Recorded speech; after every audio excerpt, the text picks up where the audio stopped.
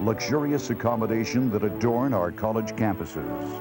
From the outside, a haven for deserving young co-eds. But from the inside, a concentration camp of horrors beyond imagination.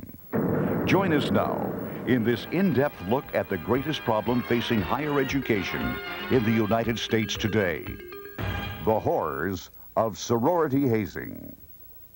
The Sigma Lambda Upsilon Theta sorority, known and respected for its unbiased selection and bidding practices, a gross misconception.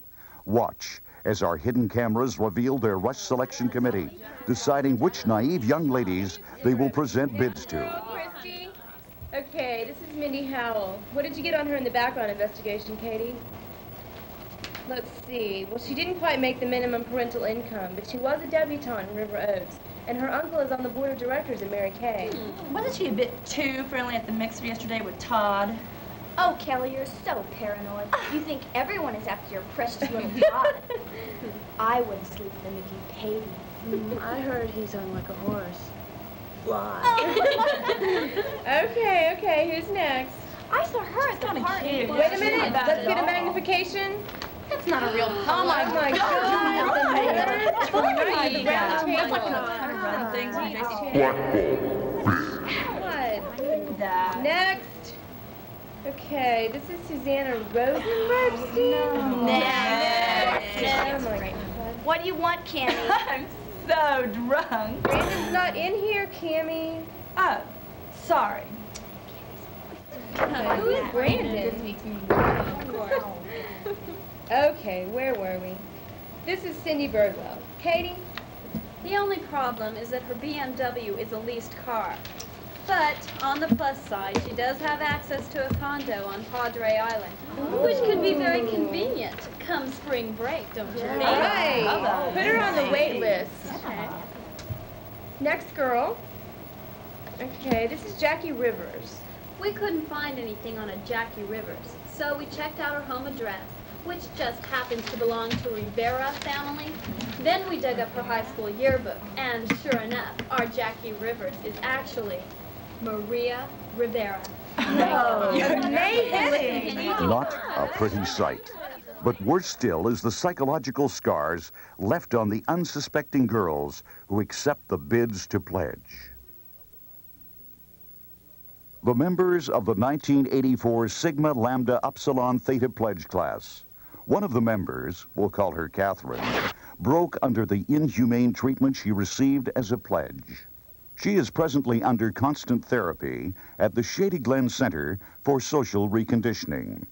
Listen as she gives her account of a few of the atrocities that she was forced to endure during her pledgeship. We warn you that this subject matter may not be appropriate for all viewers. At first, things weren't so major. Like one morning, my alarm didn't go off until 7. I know I set it for 5:30. I mean, I have a 10 o'clock on Wednesday.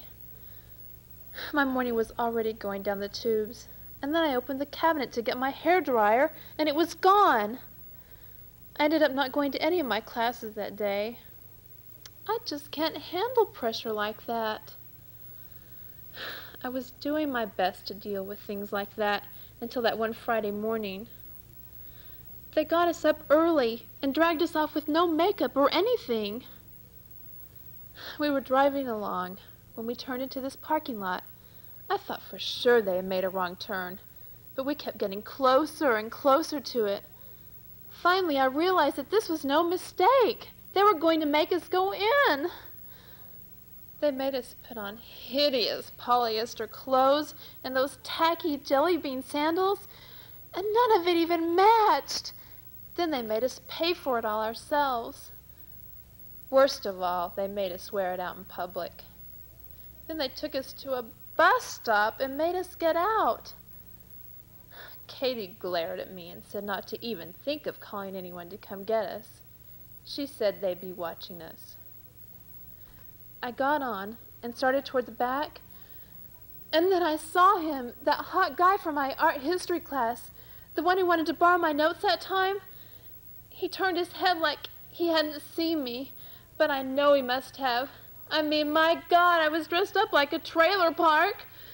I just wanted to scream out, "This isn't me! I drive a BMW!" We made it back to campus, but I knew I could never return to that house. I did the only thing I could do. Call Daddy. They say I'll be able to leave soon, but I know I'll never be able to go back to college. As one can see, the horror is quite real. The effects of sorority hazing are anything but trivial. Catherine was one of the lucky ones. One day, she will be fully recovered. But others aren't always so fortunate. I'm so drunk.